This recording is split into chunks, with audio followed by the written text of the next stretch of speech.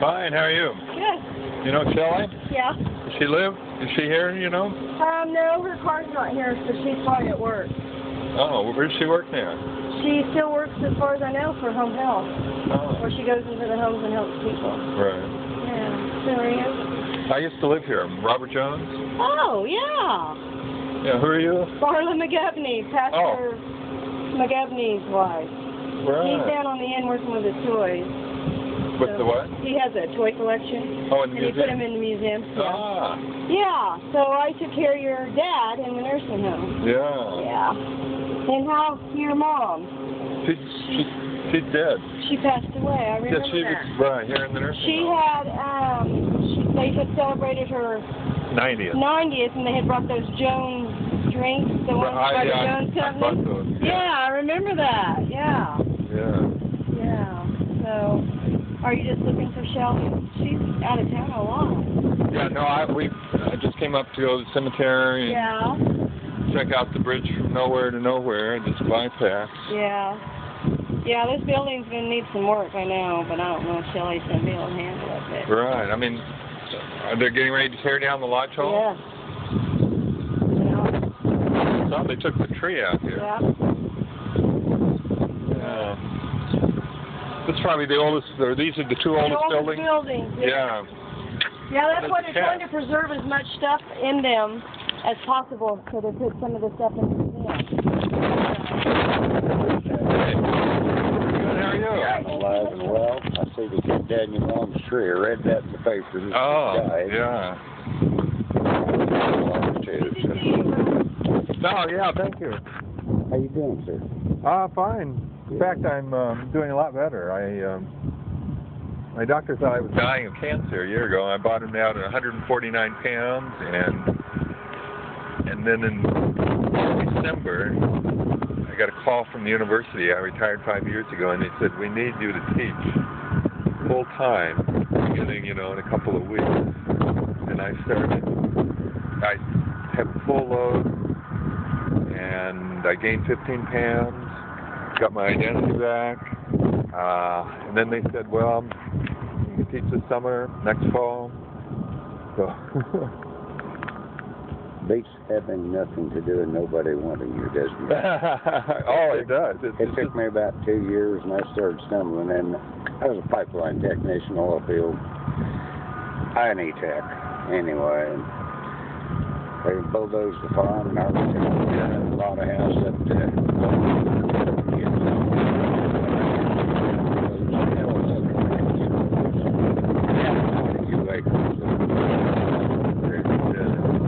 But, man, what I didn't wasn't ready for was, I got nothing to do with it. I wanted me to do anything. Yeah. And I decided that wasn't going to work real good.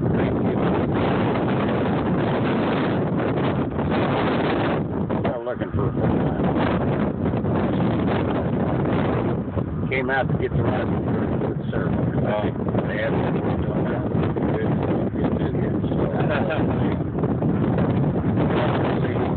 Quite a bit, but I like every now and then. I've got one now. After about 2 months worth of work, straight out about a week at a time, was just ready for me, Yeah.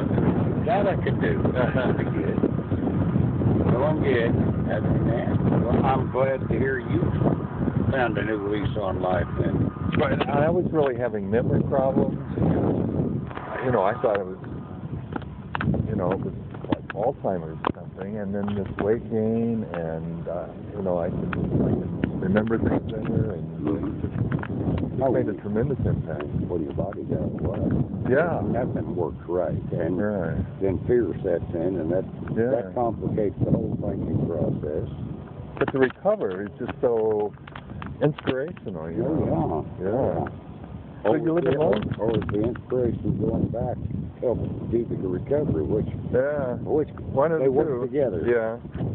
I live about 8 miles south of Lawrence. There's a little burg there called Lone Star, and then just south of Lone Star is Lone Star Lake, about a 1930s pond up there. On the west side? Yeah, south of the lake. Well, I know that lake well. Has all those old cabins? Yeah. Oh, yeah. Well, let's see, I'm 8 miles from Lawrence, and I think it's about 4 miles on down the road to the lake. A little village there with 6, 7 houses and a church, and I'm on the north side of that.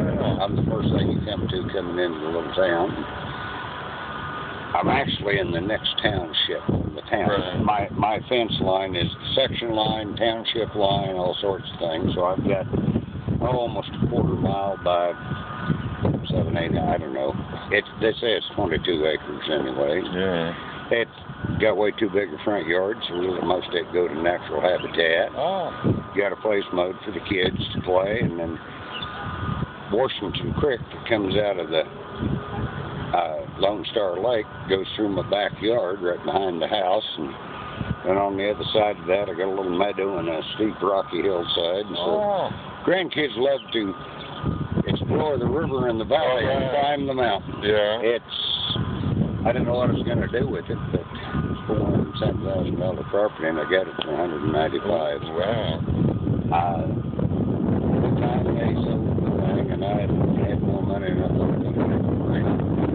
I invested it in housing. Me and my kids. It's part of my retirement. I can loan them money at 4%. Oh, you know what stock market was 3 years ago. Yeah. Where do I want to put money there? Yeah. Worst thing you can do is loan to your family, but I thought that's got to be better than what I'm seeing going on there, and it's working. Yeah. They all got, and it's been kind of a boost to them. We're all divorced, and we was all living in apartments, houses, all that. When we lost the farm, that was our stability. Yeah. And everybody's got a place now and it's working good. But I tell you, at that time was the time to be standing there with a handful of money saying, no, this is my offer, and I can write you a check tomorrow morning. Yeah, they ain't waiting to see if it's approved. They ain't waiting on anything. Yeah. You get a lot of yes answers with that. Wow. This stuff been on the market for a year and a half, 2 years at that time we was buying. Couldn't figure out what to do, and had that idea, and I thought, well, yeah, family farm, family land. Make it family land.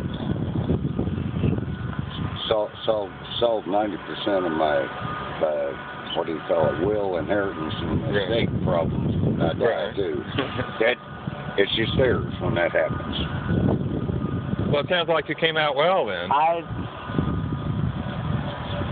Told the truth. I hired a good lawyer to deal with the state, and the auctioneer talked me into putting up the rest of the farm. And we'd done decided we didn't want to build a house. I was going to look someplace back east. I once had this idea, and I got hold of the bidders list for the contractor who's going to do the dirt work in there. 4 of them showed up. $80,000 worth of Western Kansas farmland went to a time. But I figured the guy that bought it, the farm is on the overpass out here with the railroad and the overpass over by Dale Shelter. He moved. I had to mark it around him. I got the dirt, the sand, and the water. He stayed up there. Considerably higher price than what he paid for it. So he's happy.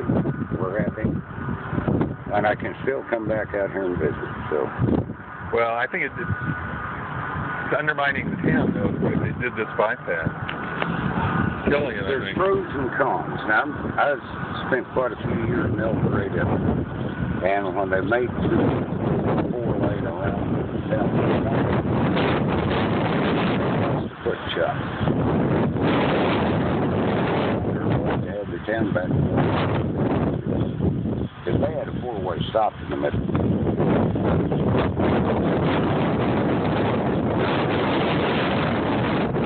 And their grade school was right on the wrong side of that highway. The most there are pros and cons. Business-wise, it kind of hurts, but then for a quiet place to live, maybe we'll get it. Well, the fact that you can't get here except by this one exit there. Well, my worst problem so far is I'm staying where I'm at. I'm out. Railroad crossing 4 hours. I can't get on there anymore, and I got to turn. Yeah. Get that. Not to have a business. 54. I thought we were county line, so you get off coming this way. Right. I mean, that's just the way they did it. Just it doesn't make sense to me. Well, I still think they did it to piss my mom off, but she was already dead. Yeah, I still miss her. 8 years before that happened, this thing happened, they came in, they were going to build a rest area. Oh, yeah. On our place, with a sewage pond right up my mom's clothesline. Well, the old lady working with there, the wrong person to piss them off. I know from a fact that you said representative told me, the old boy K-Duck got his ass literally reamed by the government for that deal. That he's even considering building it when they already got the plans for the new highway to go 3 mile north. I've still got the letter the governor wrote to apologize. Oh, wow. I think the old boy K-Duck changed the old plan just to get her, and he meant for his late. So, I don't know. It's just like, they're afraid if they did that, then the people here would still use this. Well, yeah. The people here. They don't even know the people here. They don't care. They don't care. Yeah. Somebody's making money. Yes. It's, well, Camp, the railroad crossings, bridges, and overpasses, and you got to figure, like King Construction and those that build bridges have got some pretty good influence, because there would have not been any bridge. Clayville, they had a bunch of culverts, but no bridges. They get across any major waterway, railroad. Right. And that 3 mile line is 60% abandoned, and there's no. So it would have been in it. You got to realize this project isn't about saving money; it's about creating jobs and spending money. I thought about it for a minute, so I just went out and did what I could to help him with that. Robert, oh, great seeing you again. Oh, you too. We're around. I don't get here too often, but maybe next year. Memorial Day? He's coming back this much cemetery. Yeah. Of course, Jack Crick is about to turn 80. This is his 41st year. He's lived ahead of me. Take care. You too.